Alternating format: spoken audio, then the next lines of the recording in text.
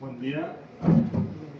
Benvinguts a la conferència que ens donarà el professor Emilio Lluís Puebla, que m'acompanya aquí a la dreta, i a la meva esquerra hi ha el professor Pere Pasqual, antic degà d'aquesta casa, que farà la presentació de la conferència.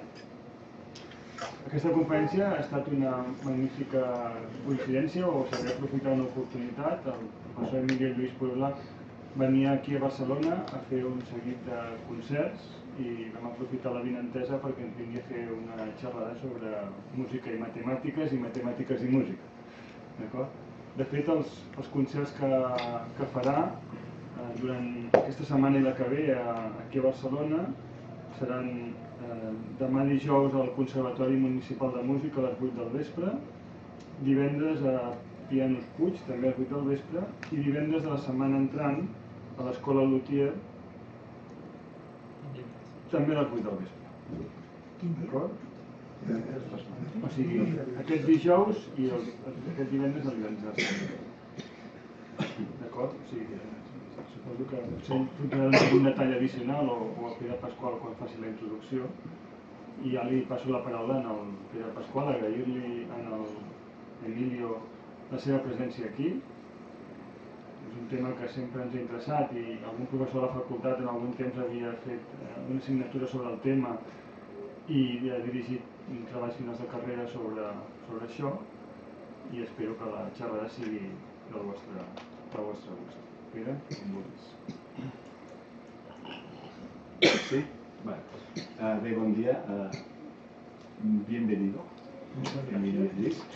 Em toca a mi presentar al professor Emilio Lluís Puebla per una sèrie de coincidències, però en tot cas voldria començar amb una manera de... Què ens passa als matemàtics sovint, amb una anècdota, que segur que a algú ens ha passat alguna vegada i que els que sou més joves us passaran endavant. I és quan un es troba amb gent de diferent tipus, que no són matemàtics, sovint et pregunten què ets tu? I dius matemàtic. I ja dic, dic, mare meva, la majoria de la gent comença a recordar quan jo era jove em anava bé o no em anava bé, o potser tenia algun interès però ho vaig deixar. Però de vegades ens trobem que dius, què ets? I dius matemàtic, i dius, caram, què toques? I dius, ostres, doncs en el meu cas res, he de confessar-ho. Però sí que és veritat que és una coincidència molt gran que molts dels estudiants de matemàtiques i dels que acaben sent professionals després de la matemàtica tenen un instrument, o dos, o més, entre les seves aficions. Aficions i no tan aficions. Jo recordo, has comentat que vaig estar aquí al deganat, recordo que en aquell moment que fèiem el seguiment molt detallat, com ara segur que feu, dels que es anaven titulant, més d'un i de dos dels titulats, i de tres, que fins i tot recordo alguns dels noms, un cop van acabar matemàtiques van dir, d'acord, m'ha agradat molt la carrera, però em dedico professionalment al piano, a la viola, al que sigui. Vull dir que la música els hi passava tant o més que la pròpia matemàtica. Bé, doncs avui tenim la coincidència de poder presentar un professor de matemàtiques de prestigi, el doctor Emilio Lluís Puebla, i que a la vegada és un concertista també de prestigi, i que per tant sap conjugar aquestes dues coses. Una mica per dir qui és l'Emilio Lluís, doncs va fer els seus estudis de grau o de llicenciatura i de màster a la Universitat Autònoma de México, que és després on ha desenvolupat la seva activitat científica. Se'n va anar a fer la tesi doctoral a Canadà, si ho entenc bé, perquè no n'ho hem parlat, però jo crec que és amb el Victor Snape. Sí. Exactament. I després, doncs, com dic, va tornar a la Universitat Autònoma de México on ha desenvolupat la seva tasca professional matemàtica. Ha publicat diversos llibres, diversos articles, no es tracta de fer un repàs d'aquests articles i llibres matemàtics, però sí que m'agradaria dir que hi ha una coincidència, i és que ell és especialista en el que se'n diu l'algebraic K-theory, categoria algebraica, per dir-ho així, i cohomologia de grups. Jo, des del meu inici, m'he dedicat a coses que tenen a veure amb l'algebraic K-theory, i aleshores entre els llibres que tinc a la meva biblioteca de casa, a la personal, doncs tinc el Memories amb el Snape i el Leisbeth, i el Lecture Notes, que hi ha una reunió que també va fer i va organitzar a México, on matemàtics de molt de prestigi van fer uns reviews que són excel·lents. i per tant tinc el plaer, a més a més, de, doncs ara, presentar a una persona amb la que me sento propera des del punt de vista científic i en aquest sentit molt. També, darrerament, en els temes ja més acadèmics, barregen en el bon sentit matemàtiques i música. A mi m'ha fet molta gràcia, revisant el llibre que té de teoria de grups, veure que en les edicions posteriors i en l'edició anglesa doncs hi ha un capítol de teoria de grups aplicada a la música, el grup diedral, en fi, suposo que alguna cosa explicarà avui, i veurem com apareix. A banda d'això, ha sigut president de la Societat Matemàtica Mexicana, no sé si ara ets president de la Geogràfica. Del l'àrea de matemàtiques. Sí, de l'àrea de matemàtiques, vull dir que és una persona, ha dirigit moltíssimes tesis i treballs de grau, és una persona científicament realment reconeguda, però a més que ha contribuït molt a desenvolupar la matemàtica i en aquest cas l'àlgebra a la seva universitat. A part d'això, té una activitat de concertista de piano. Aquesta jo he de dir que la conec menys, però per la informació que tinc, bé, simplement només cal veure la quantitat de CDs que ha publicat, són 60 o 70, la quantitat de concerts que fa, pot arribar a fer 50 concerts en un any, a la quantitat de països on ha fet aquests concerts, i fets significatius com que en el seu entorn, a l'entorn de Mèxic, i em sembla que és més enllà de Mèxic, però és dels pocs o l'únic concertista que fa tots els sonetos de Beethoven. Vull dir que és un concertista reconegut i per tant, des d'aquest punt de vista, és la persona ideal per barrejar aquests dos conceptes, el de la matemàtica d'un costat i el de la música de l'altre, perquè té coneixement profund de les dues coses. Bé, amb això jo crec que estem tots expectants a veure què ens explica i li donaré la paraula. Només una última anècdota. També quan vam comentar que venia em va fer molta gràcia perquè jo vaig conèixer el seu pare. El seu pare, que encara està bé, ja és gran, però que és un algebrista, Emilio Lluís, però en aquest cas no és Puebla, és Riera, no? Exactament. I el vaig conèixer als anys 80 en un congrés a Coimbra, que aleshores me'l va presentar un matemàtic també molt conegut, un algebrista català afincat a París, que és en Lluís Puig. I llavors em va fer molta gràcia conèixer un matemàtic mexicà, en aquell moment no en coneixia cap, després vaig conèixer els treballs de l'Emilio Lluís aquí present i per tant d'alguna manera és un retornar allà mateix. Diu, per finalitzar, que el cognom Lluís no és per casualitat. El seu pare era nascut aquí, avui he sabut que era nascut a Roquetes, de fet, i la família és d'aquí, i que per tant, bé, ja sabem tots que en l'època de la guerra, etc., va haver una diàspora i va anar a parar a Mèxic i segur que a Mèxic estan molt contents de tenir una família que s'hi ha implicat en la qüestió científica, acadèmica, però també en la qüestió musical i de cultura en general. Bé, doncs deixo la paraula al professor Lluís.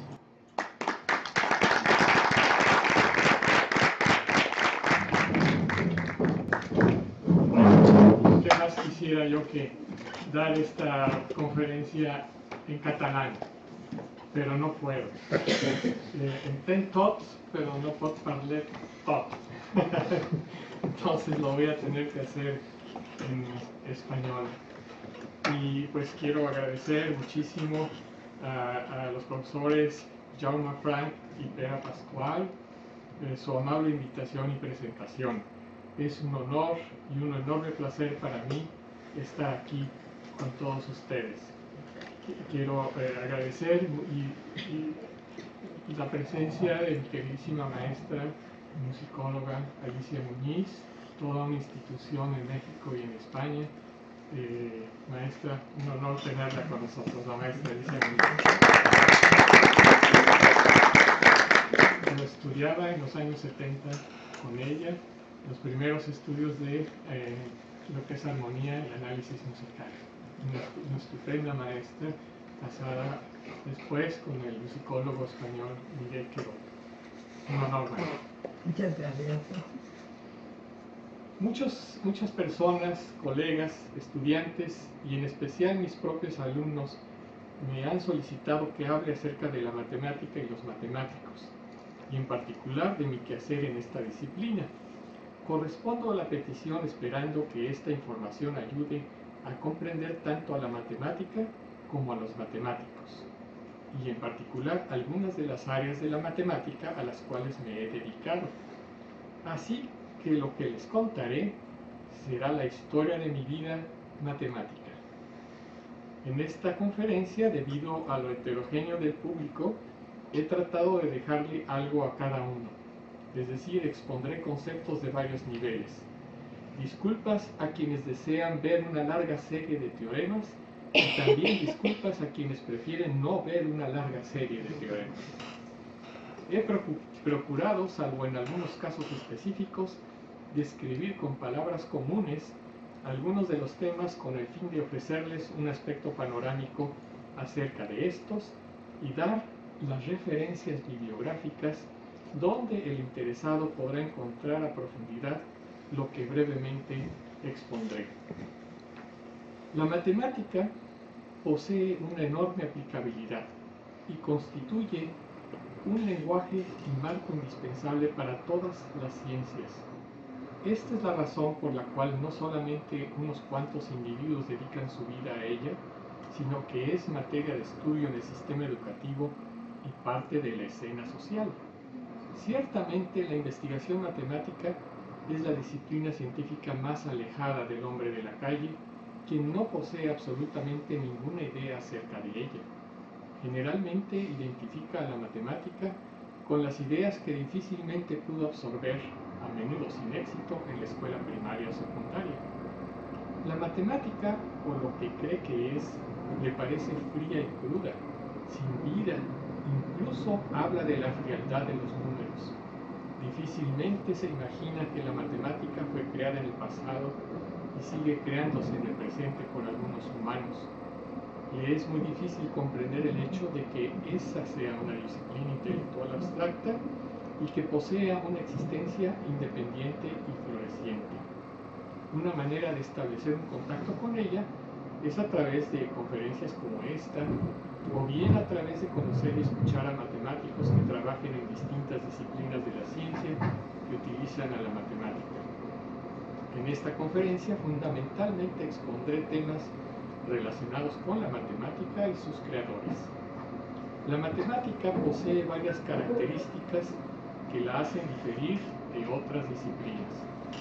La primera es que es muy difícil de describir o definir su materia de estudio.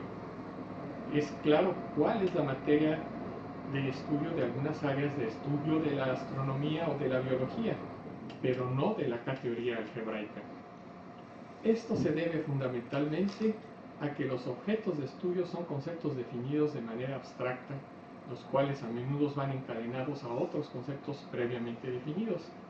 Su descripción se reduce a definiciones formales que requieren de conexiones neuronales, las cuales requieren de cierto tiempo para realizarse. Esto, aunado a una madurez matemática o entrenamiento matemático, le permite al ser humano asimilar una buena cantidad de ideas abstractas. Por ejemplo, trate usted de explicarle a su sobrinita preguntona qué es la adición, o de qué se trata la geometría analítica, o qué es un anillo. Requerirá, después de muchas explicaciones intuitivas, establecer definiciones formales y tiempo, mucho tiempo. La segunda característica es que posee una lógica perfecta. La matemática de Euclides es tan válida hoy como en la época de Euclides. Esto contrasta con otras teorías como la de la Tierra plana, la teoría de Flogisto o la del éter. La tercera es lo conclusivo de la matemática, esto es, las diferentes disciplinas toman conclusiones con base en las manipulaciones matemáticas. La cuarta es su independencia, es decir, no requiere de equipos costosos a diferencia de las ciencias experimentales. Basta a veces con lápiz y papel o ni siquiera esto. Arquímedes dibujaba sobre la arena. Leray escribió su matemática siendo prisionero de guerra. A pesar de los regímenes políticos de toda índole, la matemática continúa evolucionando. Es interesante observar que sus bibliotecas son menos grandes que las de otras disciplinas. Según me comentó mi querido amigo Arrigo Cohen, que en paz descanse, matema significa erudición, mantanen el infinitivo de aprender. El radical ment significa en pasivo ciencia, saber.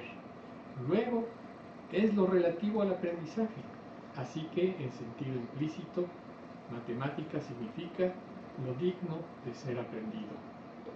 Se dice matemática o matemáticas. Esta última denominación obedece a circunstancias históricas. En la Edad Media la clasificación en ramas estaba dada por la aritmética, música, geometría y astronomía.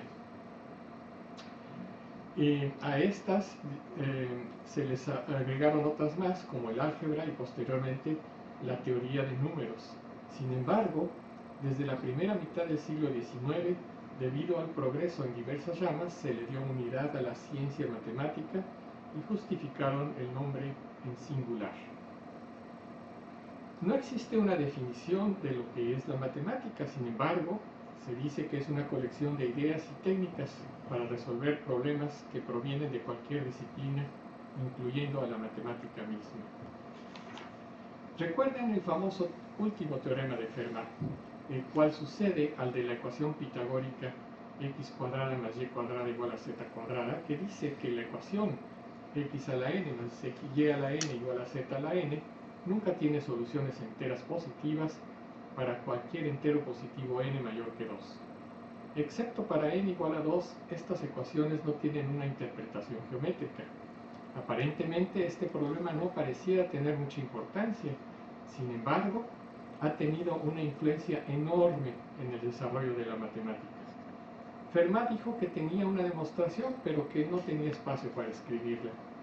Por más de 300 años este problema, aparentemente sencillo, ha sido el motivo de grandes esfuerzos de muchos matemáticos, y es precisamente de estos esfuerzos que se han creado nuevas técnicas y conceptos, los cuales tienen influencia en muchas áreas de la matemática. El problema de los 4 colores afirma que solamente se requieren 4 colores para iluminar o colorear cualquier mapa del globo terrestre, con la condición de que 2 países adyacentes deban tener colores diferentes. La solución positiva, más de 100 años después, fue obtenida mediante el uso de la computadora, teniendo un impacto muy pequeño en la matemática. Fue el primer problema no trivial solucionado por la computadora. En la matemática, si un problema se resuelve mediante métodos estándares, el problema pierde mucho de su interés. Si no se resuelve mediante los métodos conocidos por mucho tiempo, se convierte en un problema clásico. Un buen problema es aquel que da lugar a nuevas técnicas con gran aplicabilidad en otras áreas. Las ideas nuevas que constituyen los pasos para obtener la solución de algún problema constituyen el progreso de la matemática. Los matemáticos sabemos apreciar las técnicas ingeniosas. Existen aspectos contrastantes y alternativas dentro de la investigación matemática. A continuación veamos algunos. Existen diferencias entre lo que realiza un matemático puro y un aplicado, aunque existe también una interrelación entre las dos. En cuanto a la matemática pura, está la alternativa acerca de la teoría matemática y la resolución de problemas. Existe una gran variedad de problemas.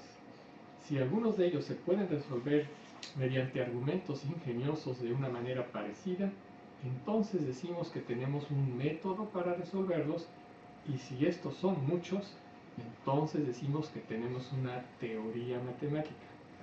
Así se evoluciona de una colección de problemas a una teoría, la cual difiere del concepto que de ella se tiene en otras disciplinas científicas.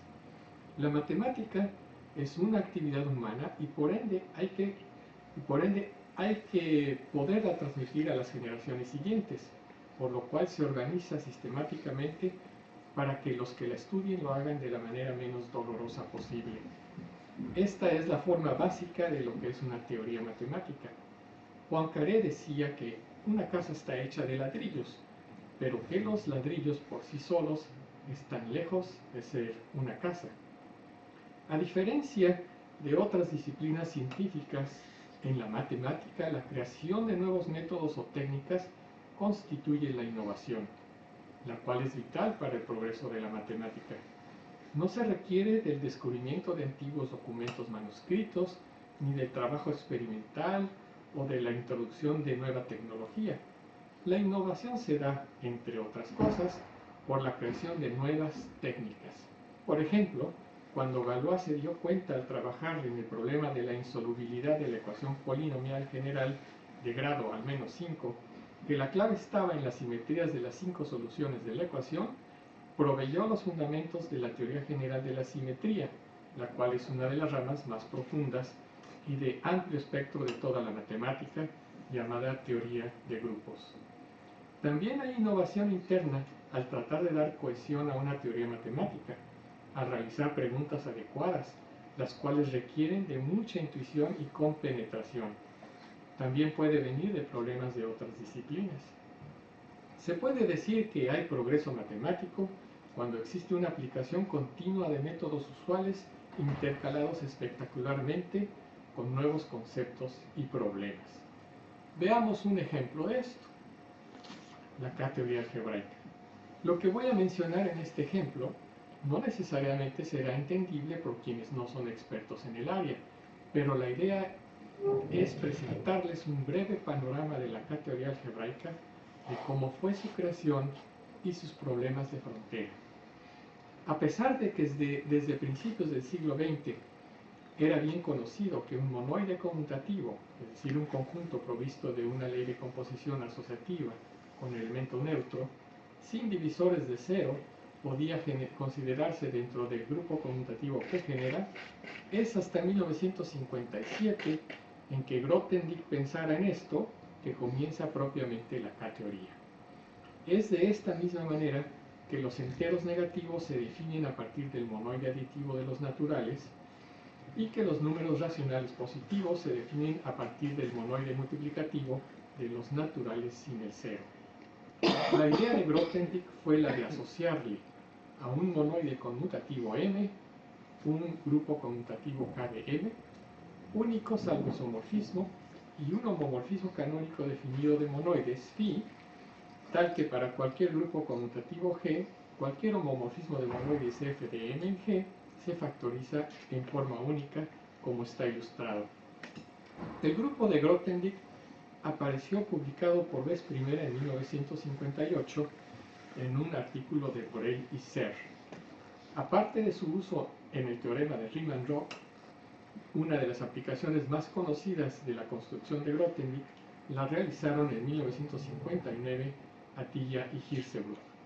Aplicaron la construcción al monoide aditivo de las clases de isomorfismo de haces vectoriales complejos con espacio base un CW complejo X. El grupo de Grothendieck lo denotaron K0 de X. Definieron K menos n de X utilizando la suspensión de X para n mayor o igual que 1. La periodicidad de Bott muestra que K a la n de X es isomorfo a K a la n más 2 de X y fue utilizada para definir K a la n de X para n en Z. Dichos funtores constituyen una teoría de cohomología conocida como la K-teoría topológica, la cual tuvo aplicaciones importantes, entre otras, el teorema de Atiyah-Singer y la solución del problema de obtener el máximo número de campos vectoriales linealmente independientes sobre una esfera. Un resultado de Serre, generalizado por Swan en 1962, proporcionó una manera de traducir conceptos topológicos en algebraicos. En pocas palabras, la categoría de los haces vectoriales sobre X es equivalente a la categoría de los lambda módulos proyectivos finitamente generados, donde lambda es el anillo de las funciones continuas. De aquí se tiene una definición de K de lambda, o K0 de lambda, que tiene sentido para cualquier anillo lambda, como el grupo de Grothendieck de la categoría de los lambda módulos proyectivos finitamente generados. Así, K0 de lambda es, entre otras cosas, una herramienta útil para investigar la estructura de los lambda módulos proyectivos. El C de X es de hecho el anillo de las funciones continuas complejas en X, no me equivoqué. Un ejemplo, por ejemplo, considere el siguiente problema propuesto por Serre en 1955, el cual, reformulado algebraicamente, decía: son libres todos los módulos proyectivos finitamente generados sobre el anillo de polinomios K de T1 hasta Tn. En dicho artículo se introducía la teoría de gavillas en la geometría algebraica. Existen bellos paisajes matemáticos que llevaron a probar esta conjetura, finalmente 20 años después, independientemente por Quillen y Suslin. Los intentos por resolver la conjetura de Serre en los años 60 dieron lugar al nacimiento de otra área, la K-teoría algebraica.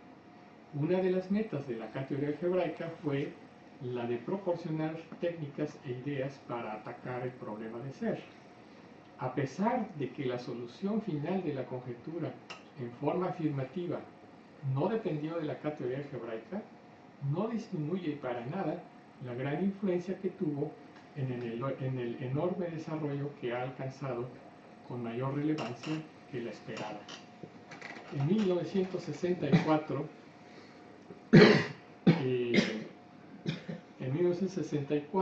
Hyman Bass, quienes ustedes lo recuerdan como presidente de la American Mathematical Society de los años 2001-2002, y quien atendió a mi invitación a presidir la inauguración del quinto Joint Meeting de la Sociedad Matemática Mexicana y la American Mathematical Society en el 2001 en Morelia, yo siendo presidente de la Sociedad Matemática Mexicana, pues él definió el funtor K1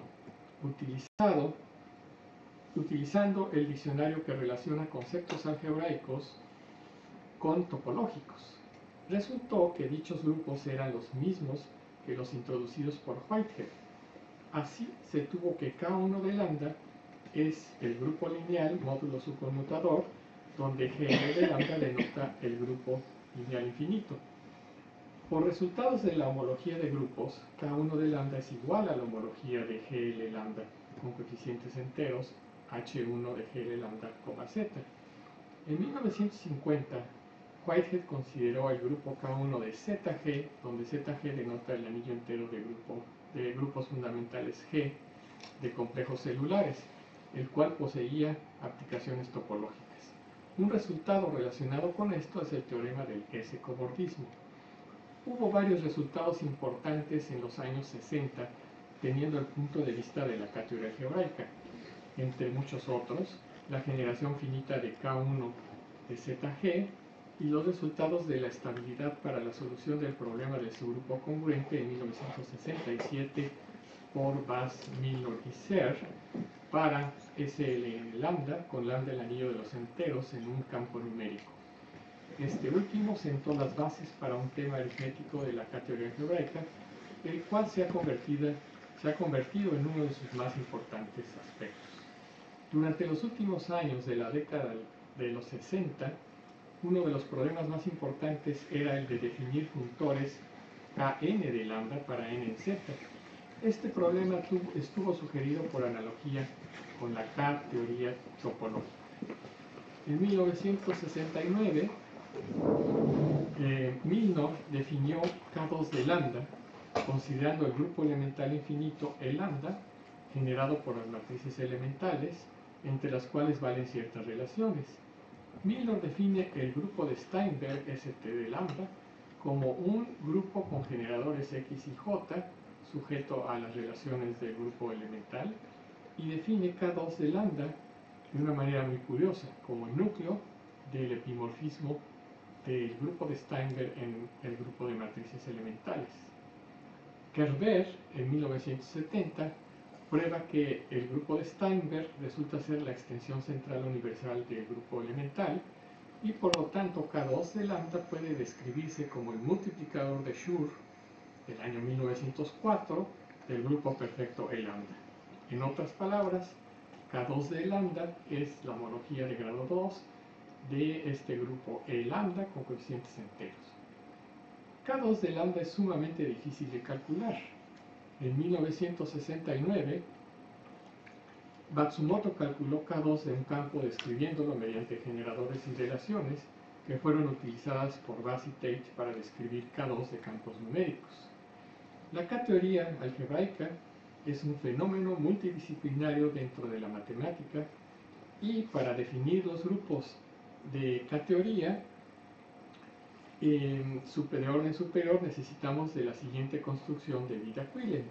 Este es un teorema que dice que si tengo X un CW complejo conexo con punto base P, N un subgrupo normal perfecto del grupo fundamental, entonces existe un espacio X más y una transformación F de X en X más tal que cumplen tres condiciones, es decir, que Pi1 de F induce un isomorfismo entre el grupo fundamental de X más con el grupo fundamental módulo N, que para cualquier módulo A sobre Pi1 de X más, F induce un isomorfismo entre la homología de X con coeficientes en la imagen inversa de A con la homología de X más con coeficientes en A, y finalmente que X más está determinado, excepto por equivalencia homotópica, por 1 y 2.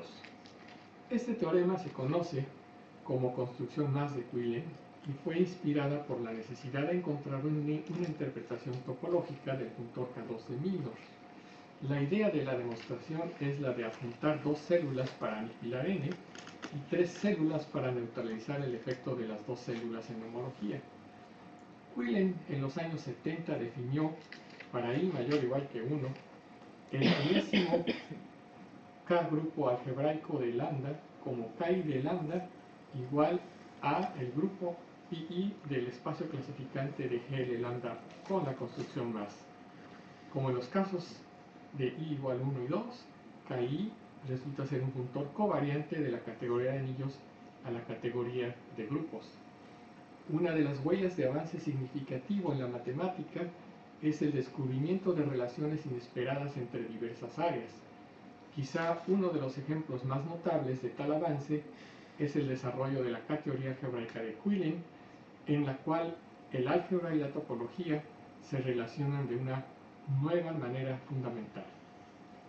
Por un lado, la K-teoría algebraica introduce métodos topológicos para definir invariantes algebraicos, tales como los K-grupos de anillos de orden superior. Por otro lado, proporciona una forma de traducir conceptos algebraicos en conceptos topológicos. La K-teoría algebraica estudia las propiedades de los grupos Ki de lambda construidos a partir de un anillo lambda. Uno de los problemas más importantes de la K-teoría es el cálculo de los grupos Ki para diferentes anillos lambda, pero a pesar de los esfuerzos de destacados matemáticos como Bass, Milnor, Karoubi, Quillen, Weibe, Lodey, Soule, Snaith, únicamente se conoce un número muy reducido de ellos. Veamos algunos. Bass demostró en 1968 que K1 de los enteros es isomorfo a Z módulo 2, que K1 de los enteros módulo P cuadrada es la suma directa de Z con Z módulo P menos 1, de un primo diferente de 2. Milnor prueba en 1971 que K2 de los enteros es isomorfo a Z módulo 2 y que K2 de los enteros módulo P cuadrada es 0 para un primo P diferente de 2. En 1972, Quillen mismo calculó la K-teoría algebraica de un campo finito. Probablemente es el único cálculo completo. Lee y Charba en 1976 se encuentran que K3 de los enteros es Z módulo 48.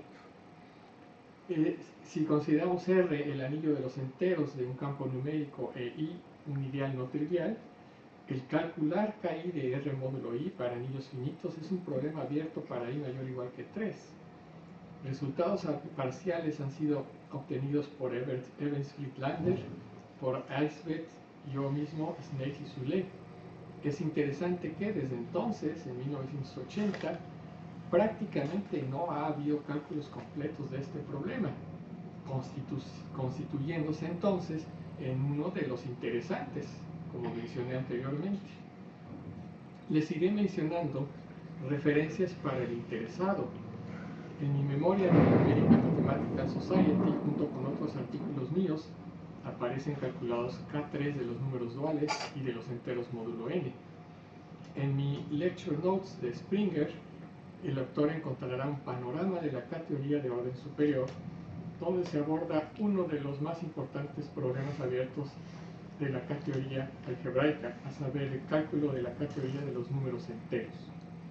Este libro aparece como referencia fundamental incluso en la Wikipedia. El cálculo de la K-teoría algebraica, aún de anillos bien conocidos, es extraordinariamente difícil. El cálculo de KI de los enteros ha sido todo un reto desde hace más de 30 años. Waibel obtuvo en 1997 una estructura de KI de Z. En mi libro de álgebra homológica, cohomología de grupos y K-teoría algebraica clásica, se estudia la relación entre la K-teoría y la cohomología de grupos y constituye una introducción a estas áreas, ahora en su segunda edición, publicado por la Sociedad Matemática Mexicana con acceso libre. En mi libro de álgebra lineal, álgebra multilineal y K-teoría algebraica clásica, se introducen los conceptos elementales de esta última, cuya parte clásica es parte del álgebra lineal general. Ahora también en su segunda edición, publicado por la Sociedad Matemática Mexicana con acceso libre. En 1986 se le dio a la K-teoría algebraica el número 19 del índice de clasificación de la matemática, convirtiéndose en una de las ramas más recientes de la misma. Los resultados y más recientes e importantes de esta rama de la matemática, entre otros, son la demostración de la conjetura de Milnor por Vladimir Vojevodský, la cual establece para un campo de característica distinta de 2 la existencia de un isomorfismo de la K-teoría de Milnor tensor Z módulo 2 con la cohomología de Galois del campo con coeficientes enteros módulo 2. El caso para P distinto de 2 se conoce como la conjetura de Bloch-Kato y ha sido probada por Vojevodský y Rost. Un resultado relativamente reciente es la verificación de que para n igual a 2 módulo 4, los grupos finitos Kn de los enteros son cíclicos para n menor que 20.000. Es de notarse que los creadores de la K-teoría algebraica han sido galardonados con la medalla Fields, a saber, Serre en 1954, Milnor en 1962, Grothendieck en 66, Atiyah también en 66, Quillen en 78, Alan Kohn en 82 y Vojevodský en el 2002. Para quien esté interesado en la K-teoría algebraica, les comento que para adentrarse en ella, además de estudiar el material que les he mostrado de algunos de mis textos, hay que realizar estudios muy profundos de teoría de homotopía, topología algebraica, pues, teoría de categorías y geometría algebraica, entre otros. Como lo he expresado en múltiples ocasiones, la matemática es una bella arte y una ciencia. Para los matemáticos, la belleza y la verdad tienen igual estima. Tenemos mucho aprecio por un argumento hermoso, esto es, un argumento que conlleva elegancia en el estilo, economía de esfuerzo, claridad de pensamiento, perfección en el detalle y en la forma de acertar una deducción contundente y convincentemente. Los matemáticos nos dedicamos a un área u otra dependiendo en qué tan bella nos parece una con relación a otra. Buscamos métodos elegantes y evitamos los no elegantes, los feos. Hay varias características estéticas de la matemática. La universalidad, en el sentido de que casi cualquier rama del conocimiento posee aspectos que se pueden analizar matemáticamente. El desarrollo de argumentos simples y concisos son absolutamente indispensables para el progreso de la matemática. La selección y formulación de problemas son un arte que depende de la intuición del matemático. Aquí los aspectos estéticos juegan un papel muy importante. Poincaré escribe a principios del siglo XX que una demostración matemática no es una simple yuxtaposición de silogismos, sino silogismos colocados con cierto orden, y que el orden en que son colocados es mucho más importante que los silogismos por sí solos. Comenta Poincaré que no tiene miedo de que alguno de estos se le olvide, pues cada uno de ellos tomará su lugar en el arreglo sin el menor esfuerzo. También describe el proceso de creación.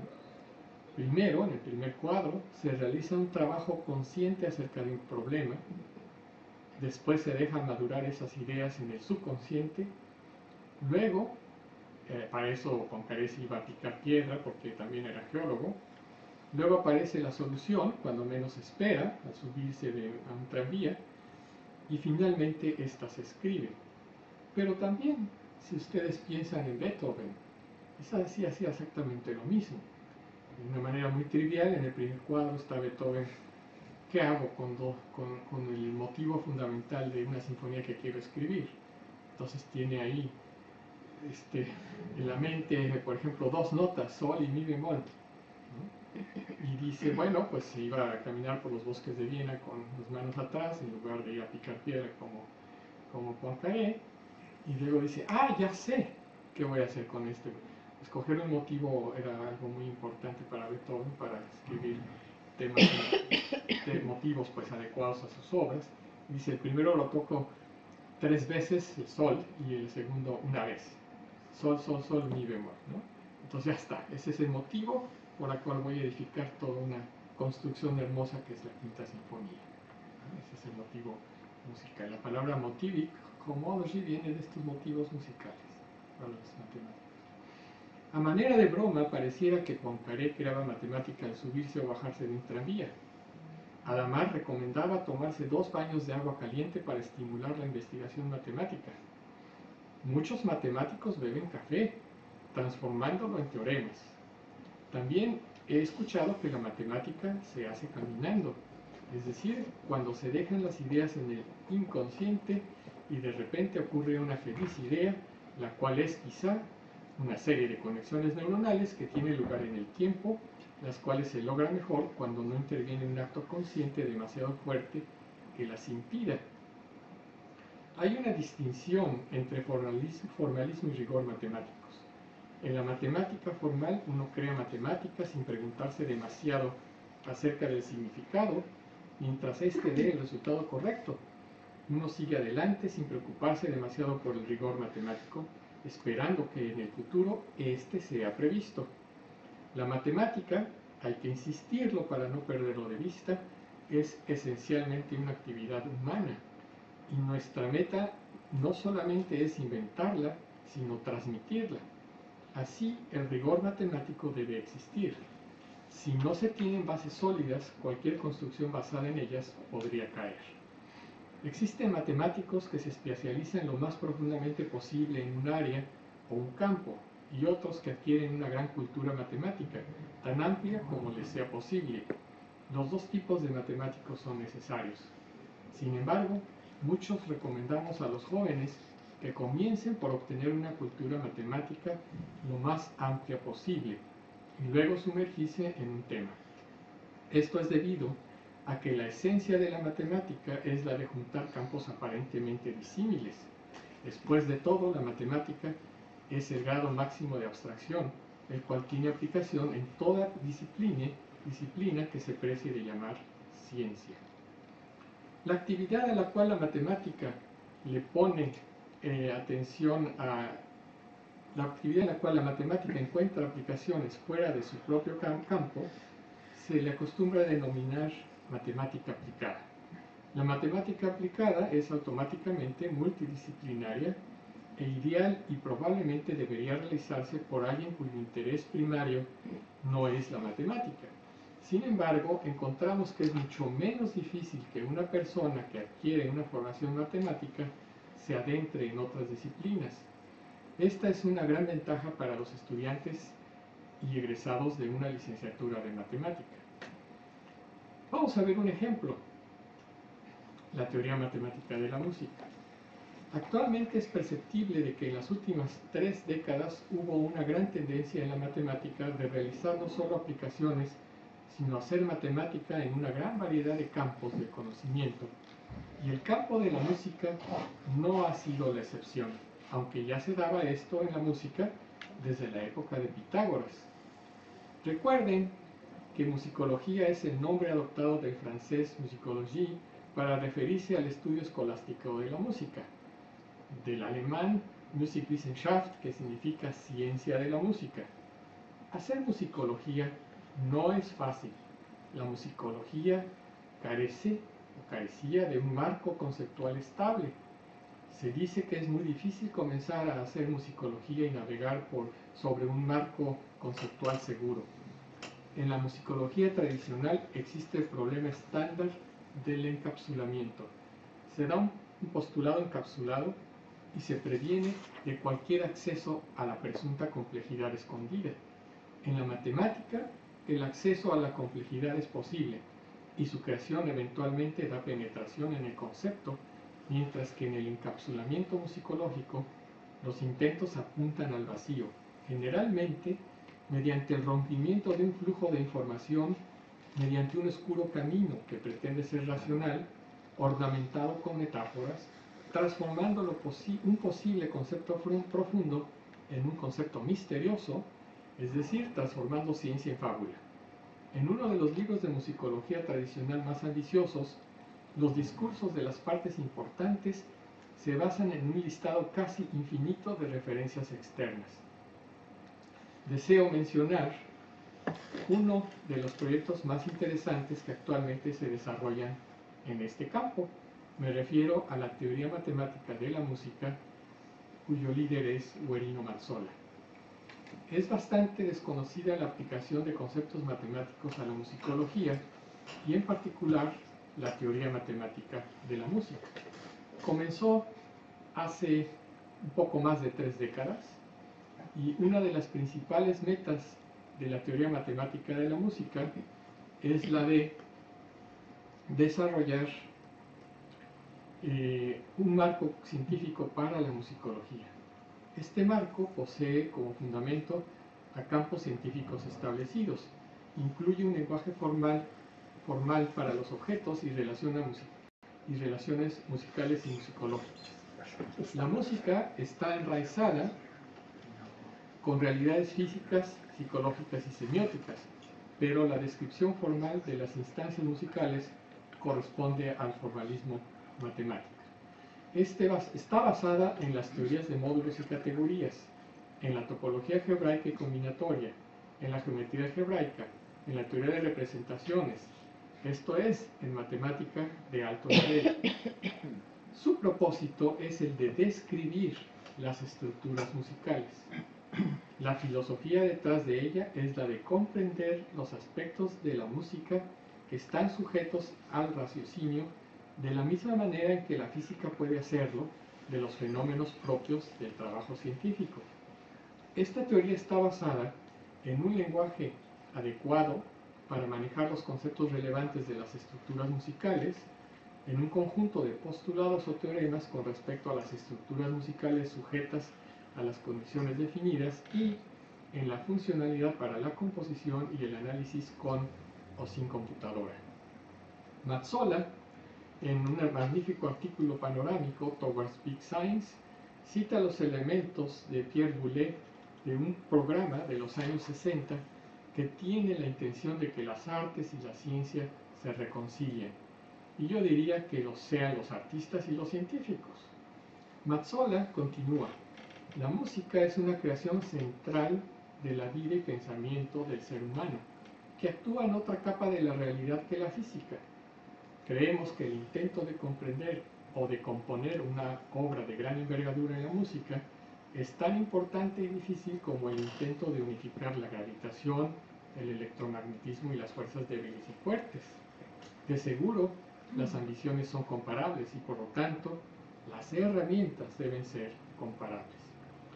En los años 80, Guerino Mazzola observó que las estructuras musicales son estructuras globales pegadas con datos locales, vistas como si fueran variedades diferenciables.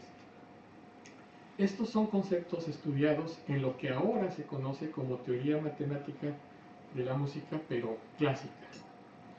Posteriormente, en los años 90, Mazzola menciona 3 paradigmas mayores de la matemática a la musicología que han ocurrido durante los 150 años que han sido paralelos en la evolución de ambas y la creciente presencia de la matemática en la música. Estos son las estructuras globales, las simetrías y la filosofía de Yoneda. La primera quiere decir en palabras que las estructuras localmente triviales se pueden juntar en configuraciones estéticas válidas si éstas se pegan de una manera no trivial. La segunda, las simetrías y los fractales son utilizados en la composición, aparecen también en la naturaleza y en la matemática juegan un papel crucial, como también en la física. En cuanto a la tercera, la filosofía de Yoneda, en palabras dice que para comprender un objeto dé vueltas alrededor de él. Esto quiere decir entendimiento mediante el cambio de perspectivas. En matemática, este lema de Yoneda, Yoneda era un matemático, tiene importantes aplicaciones en el álgebra homológica, en la topología algebraica y en la geometría algebraica, solamente para mencionar algunas.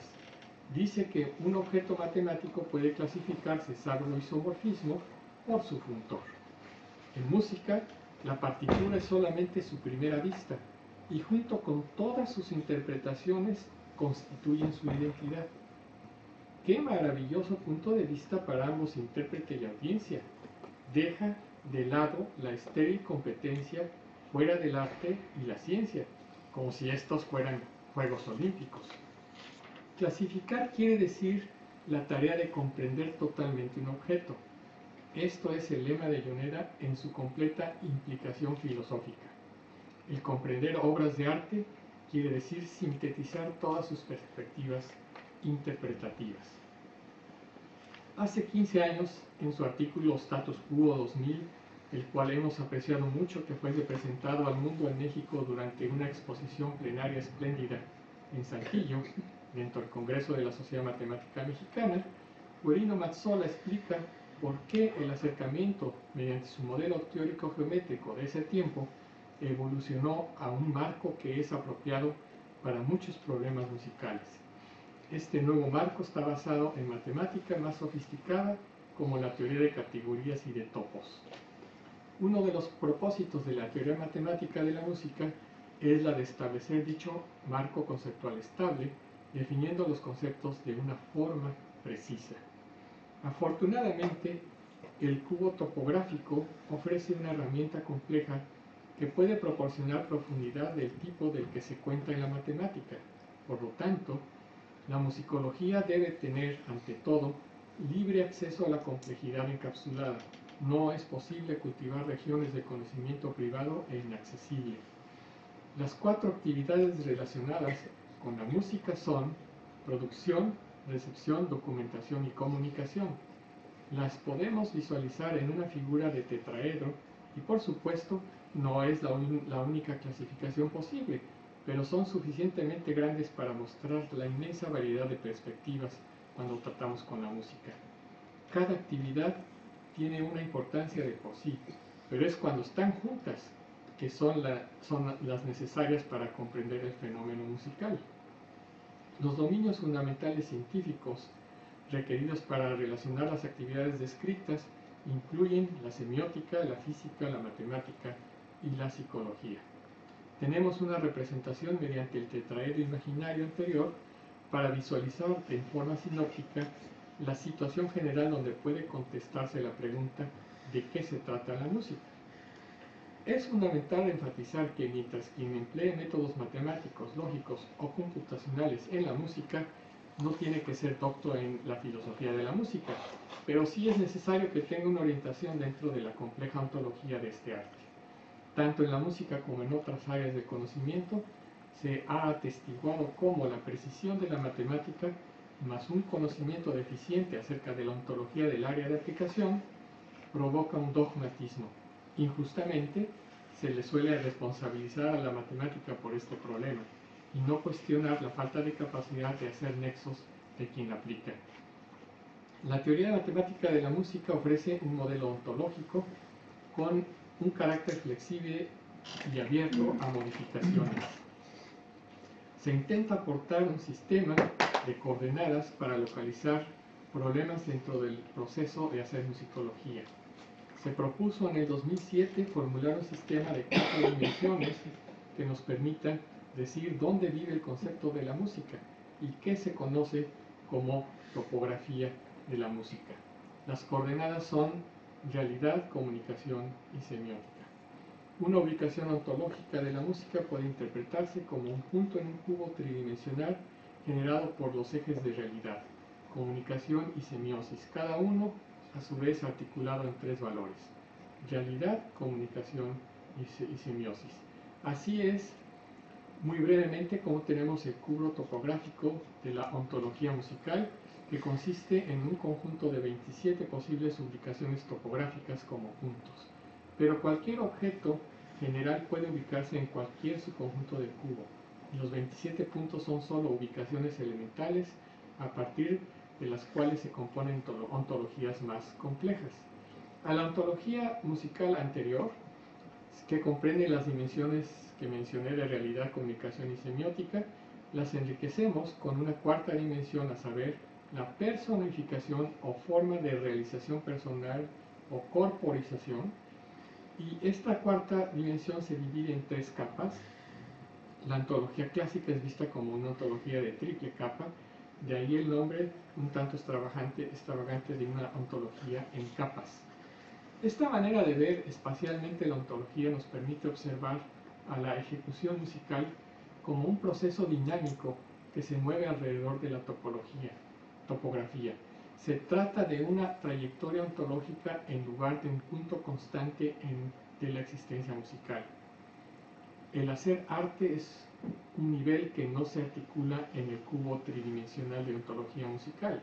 Ninguno de sus 27 posiciones considera el aspecto gestual de hacer arte y ciencia. El cubo solo se ocupa de la ontología de los hechos, de lo que es el caso. La palabra gesto en español significa movimiento de la mano u otras partes del cuerpo o rostro con el que se expresan diversos afectos del ánimo, según el diccionario de la Real Academia Española. La ejecución musical puede definirse como una transformación del nivel mental de la partitura en un conjunto de eventos sonoros o físicos. En la figura, la ejecución musical consiste en la partitura, posiblemente su análisis, el descongelamiento de los símbolos de la partitura a gestos que luego son transformados en sonidos a través del instrumento. Este concepto excluye otros tipos de ejecución musical, no porque no sean relevantes, sino debido a que el tipo elegido es la perspectiva que ha sido objeto de las más intensas y elaboradas investigaciones científicas. La descongelación de la partitura a gestos o movimientos que actúan sobre el instrumento interfaz y así generan sonidos juega un papel importante, pero esto todavía no es un tema relevante, desafortunadamente, de la teoría de la ejecución musical. Solo la transformación P de la partitura a los sonidos lo es. Observen que también existe el proceso inverso de congelación gestual, que termina con la notación musical abstracta moderna. La teoría de la ejecución musical y la práctica no se centra en P. El tema central es la investigación y la comprensión de las estructuras que están detrás. En investigación de teoría de la ejecución musical, lo que hay detrás se denomina ejecución expresiva. Este concepto, un tanto ambiguo, se refiere al proceso comunicativo dando lugar a P. Como tal, se inicia desde el lado creativo del compositor e intérprete y se dirige a la audiencia y al analista. Esto está mediado por la ejecución acústica y gestual de la música. Hay muchos más temas muy interesantes con respecto a la ejecución musical. Invito a ustedes a deleitarse con el libro Musical Performance de Guerino Mazzola, publicado por la casa Springer, donde si ustedes lo abren encontrarán mucha matemática. En el 2007, Guerino Mazzola presenta un nuevo marco categórico orientado programáticamente para la descripción de las relaciones entre las actividades musicales y matemáticas. Esta relación puede ser descrita en términos de funtores adjuntos, los cuales amplían la presentación funtorial descrita en The Topos of Music Este es un libro que ya es un clásico del año 2002 y por lo tanto en un metanivel las relaciones entre las actividades musicales y matemáticas se investigan desde un punto de vista matemático. Y la teoría de topos que utilizó Guerino Mazzola, y ustedes saben, la teoría de topos pues tiene la idea de unificar dos campos de la matemática, la topología y la geometría algebraica, y por otro la lógica y la teoría de conjuntos. Pues el título desde la obra quiere decir topos, el lugar de la música, y topos también como una categoría con condiciones adecuadas para la música, ¿no? Tiene un doble sentido. Y si ustedes saben, el libro es así de gordo y pesa como 3 kilos. Es un libro fantástico, pero ya no ubicaba lo último que mencioné, la parte gestual, que es la parte de movimientos. Y la segunda edición de este libro está a punto de salir ya, y ubica todo lo que es la teoría gestual que voy a hablar ahorita en unos minutos. Y bueno, pues ya mencioné que Guerino Mazzola utilizó la teoría de topos para poder describir los conceptos fundamentales que engloban el análisis musical. Bueno, entonces, lejos de ser isomorfos, la música y la matemática parecen tener algunas estructuras que pueden estar relacionadas mediante uno de los conceptos más poderosos de la teoría de categorías, que es el concepto de funtor adjunto.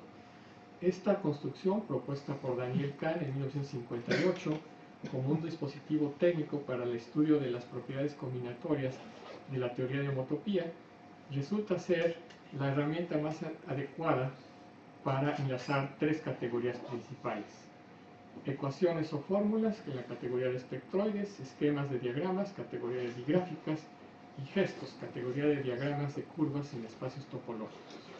La categoría de digráficas, que ha sido propuesta recientemente como un concepto fundamental de la matemática, tanto para la teoría de conjuntos clásica y categórica, parece proporcionar una estructura musicalmente interesante para mediar entre las otras 2 categorías, en el que la música y la matemática actúan en posiciones adjuntas. Por medio de diagramas, la matemática convierte gestos en fórmulas. De hecho, un diagrama es un sistema de flechas de transformación. En tal sistema, uno puede seguir diferentes trayectorias o caminos, partiendo y terminando en los mismos 2 puntos. Estas trayectorias pueden ser vistas como movimientos gestuales. Si 2 tales caminos conmutan, es decir, que producen la misma transformación compuesta, entonces tienen exactamente lo que se llama una fórmula o ecuación. 2 expresiones dan el mismo resultado. Muy generalmente hablando, las fórmulas son las relaciones de conmutatividad de trayectorias o caminos gestuales. Inversamente, la actividad musical descongela las fórmulas y las convierte en gestos, que se pueden describir como el desarrollo de fórmulas en el espacio-tiempo. Mazzola utiliza la categoría de digráficas, de curvas en espacios topológicos, como el marco teórico de la teoría gestual. Desde un aspecto puramente teórico, gestos de gestos o hipergestos, así como gestos naturales, son canónicamente definidos, como se ve al ejemplificar el caso del gesto del dedo de una mano de un pianista y sus generalizaciones hipergestuales. Al igual que en el caso del desarrollo de la teoría de categorías y de la de topos, como la realizó MacLean, la noción de gesto, como se sugiere en el trabajo de Mazzola, ofrece un buen ejemplo de la colisión entre los métodos algebraicos y topológicos. En el artículo fundamental de Mazzola y Andreatta del 2007, se sugiere que el estructuralismo matemático podría ser tomado como una posición filosófica para la actividad teórico-musical, una vez que se acepta que la teoría matemática de la música trata de la música como un sistema estructurado. En el artículo mencionado, que se introduce la categoría matemática de gestos en términos de diagramas, de digráficas en espacios topológicos. Luego se muestra que el espacio de gestos en un espacio topológico dado es un espacio topológico. Por lo tanto, la interacción de las estructuras de gestos es posible y naturalmente conduce a la noción de hipergestos. Luego se prueba la existencia de un gesto natural asociada a un dígrafo y luego la adjunción de este funtor con el funtor que proyecta su dígrafo subyacente. Matemáticamente se define un gesto como un grafo o gráfica dirigida llamado el esqueleto del gesto. También se requiere de una transformación G que asocia a cada flecha A de D una curva continua G de A que va de Y en X, definida sobre el intervalo unitario I, 0,1, intervalo 0,1 de los números reales, de manera que las flechas que se correspondan vayan a dar a curvas continuas que se correspondan. El sistema de estas curvas continuas se llama cuerpo del gesto y es en esta última parte del gesto que el movimiento de la configuración gestual tiene lugar. Ahí está el diagrama y eso es lo que es un gesto. El esqueleto. Bien, hasta ahí. En este ejemplo, X es el espacio de coordenadas utilizado. Este que está aquí, estamos viendo, lo que se ve es el movimiento del dedo de un pianista. X es el espacio de coordenadas utilizados para las posiciones de las puntas de los dedos de la mano de un pianista en una tecla dada, que le llaman altura, un nivel por encima de la tecla, que es la posición, y el tiempo de este evento. Una de las expresiones gestuales más evidentes pues es el movimiento del cuerpo de un ejecutante músico. Es fácil reconocer el de un pianista y es lógico que uno debe, por lo tanto, intentar modelar los gestos de los músicos. En colaboración con su alumno de doctorado, Stefan Müller, Mazzola realizó el modelado de la mano del pianista en el año 2001-2003 en el nivel de gráficos por computadora. La idea no era solo modelar los movimientos de la mano, sino también implementar un software que transformara los símbolos abstractos de una partitura en movimientos de la mano que fueran adecuados para la interpretación de la partitura en un teclado de piano. El dispositivo más poderoso de esta teoría matemática de gestos es el concepto de hipergesto. Renate Wieland mencionó la idea misteriosa de un gesto dentro de un gesto. Esta construcción es la siguiente. Se puede demostrar que el conjunto de gestos de un esqueleto fijo D a un espacio topológico X es en sí mismo un espacio topológico denotado D arroba X. D en X quiere decir. Por lo tanto, podemos considerar gestos H de F en D arroba X. Y estos gestos se llaman hipergestos. Es decir, gestos cuyo cuerpo es un sistema de curvas de gestos. Aunque esto suene complicado, es bastante intuitivo. Por ejemplo, si tenemos un gesto como un lazo con un esqueleto y luego un hipergesto con otra vez el lazo como esqueleto, entonces el hipergesto es un lazo de lazos, de hecho un tubo cerrado como en la figura que tenemos aquí. Tales hipergestos son muy útiles en la generación de interpretaciones gestuales en las composiciones de música de arte. Por ejemplo, la modulación tonal que usa Beethoven de si bemol mayor a sol mayor en el comienzo del allegro de la opus 106, la Hammerklavier, puede ser descrito totalmente por tales hipergestos. Véase los artículos de Guerino Mazzola del 2009 y otro que está ahí del 2011, me parece. Pueden ustedes trabajar los 3 artículos de Guerino Mazzola que les he mostrado y de donde he tomado algunos de los conceptos que les he expuesto a manera de motivarlos en este apasionante tema. Y en ellos verán la matemática que se usa. Entre otros está el teorema de Escher de Guerino Mazzola, que dice que si tenemos dado un espacio topológico X y una sucesión de digráficas y una permutación pi, existe un homeomorfismo entre esos dos. La demostración la realizó mi alumna Emile Chávez en el año 2015 y este teorema pues tiene como importancia, como voy a mencionar, que se puede introducir la homología en el estudio de estas situaciones musicales.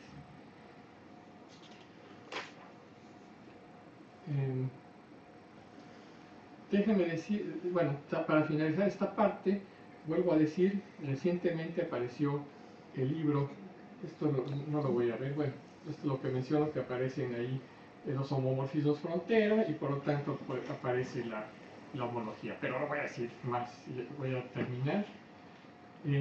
La conjetura del diamante es una de las conjeturas más importantes, esa tiene que ver con conjuntores adjuntos, no la voy a mencionar más. Les comento nada más, estos son los libros que si ustedes están interesados pueden consultar. Este es un libro de Musical Performance, este libro que sacamos sobre el estado de la matemática, de la teoría matemática de la música hasta el 2004. Este es un libro que son las memorias del cuarto Seminario Internacional de Teoría Matemática de la Música del año 2010, publicado en el 2011. Es un libro de teoría de grupos con aplicaciones a la teoría matemática de la música que escribí junto con mis alumnos. Este es un libro sobre contrapunto que escribió mi alumno de doctorado Octavio Agustín Aquino. Si ustedes lo abren es pura matemática y es contrapunto musical, incluso microtonal. En este otro es un libro fabuloso que se llama Todo acerca de la música, que es donde tomé la cuestión ontológica de la música, pero se los dejo a ustedes para que se deleite con él. Y este es el más hermoso de todos, que se llama Cool Mathematics Math for Hot Music, donde está dedicado, digamos, a los teóricos de la música, pero si los matemáticos lo ven, van a encontrar todos los conceptos matemáticos, hasta de números naturales, los anillos, grupos, todos los conceptos y dónde se están aplicando en la música. Finalmente, acaba de salir la semana pasada este libro que saqué con las memorias de un congreso que organicé en el 2014 en Puerto Vallarta, y este es Guerino Mazzola, hace 2 años, hace 3 años, en la teoría matemática de la música, y tenemos un Journal of Mathematics and Music donde se publican, hay suficiente número de artículos para tener una propia revista. Este año se organizó, yo lo organicé en México, el 6º Conferencia Internacional de Matemática y Computación en la Música. Vinieron muchas personas de todas partes del mundo, de España inclusive. Esta es la Facultad de Ciencias de la UNAM, donde tuvo lugar este meeting. Y para terminar, les voy a decir algo que dijo Sir James Joseph Sylvester en el año 1864. En inglés es esto, pero en español dice: ¿acaso no puede escribirse la música como la matemática de lo sensible y la matemática como la música del entendimiento, el alma de cada una la misma? Y con eso termino. Matemática y música, pues para mí ambas son bellas artes, poseen características similares, están relacionados en el sentido de que la matemática provee una base científica para comprender la música y la musicología, y para que esta última pueda considerarse una ciencia y no una rama de la literatura poética. Y la conjetura del diamante, que lo pueden ustedes ver en uno de los artículos, dará una forma precisa de esta relación. La matemática para mí es una de las bellas artes, la más pura de ellas, que tiene el don de ser, la más precisa y la precisión de las ciencias. Muchas gracias por todo.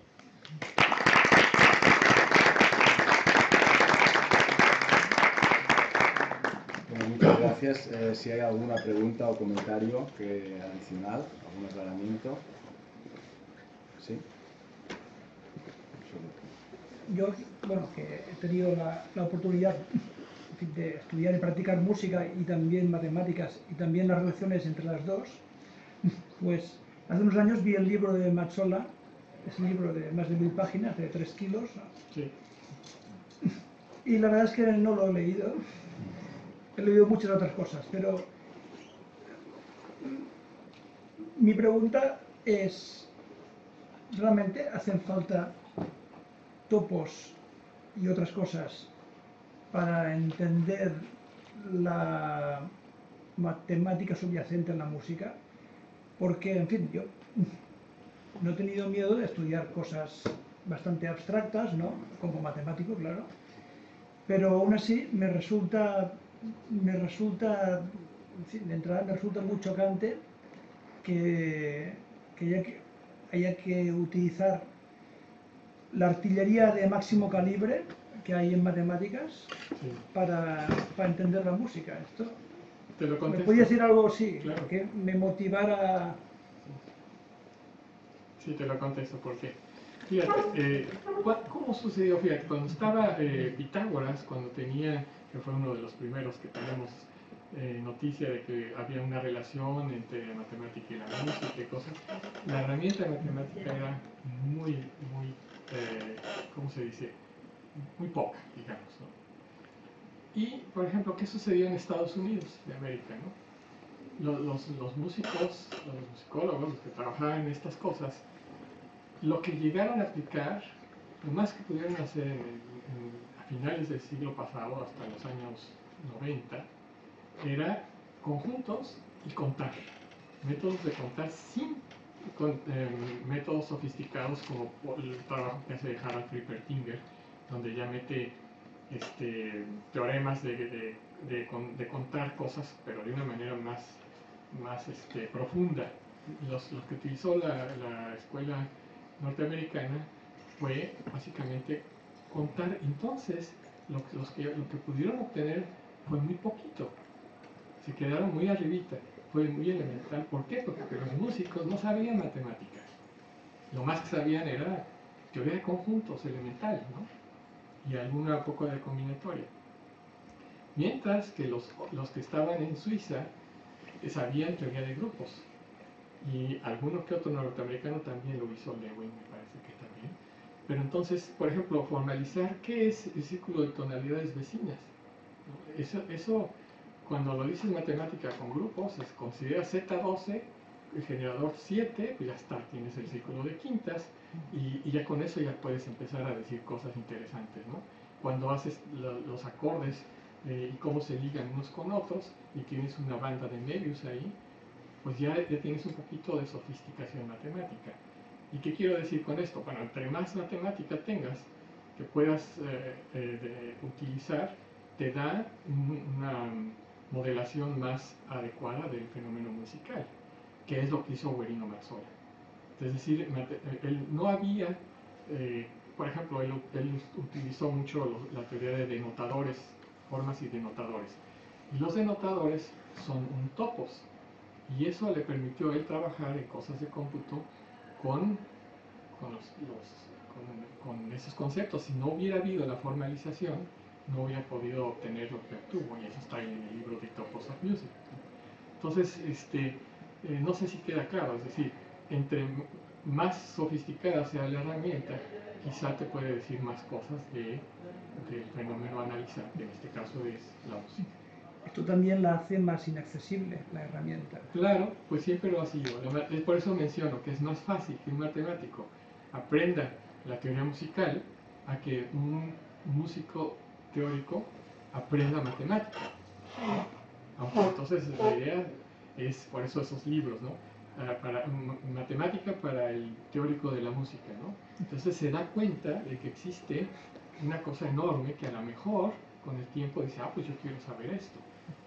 Y es cuando entonces tiene más riqueza, ¿no? Y lo sucede en todos los campos, digo, en la física y en la medicina.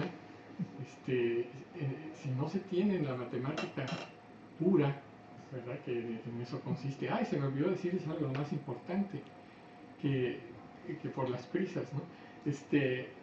Yo me dediqué desde los años 70 y hasta la fecha, del siglo pasado, a la matemática purísima, inmaculada, ¿no?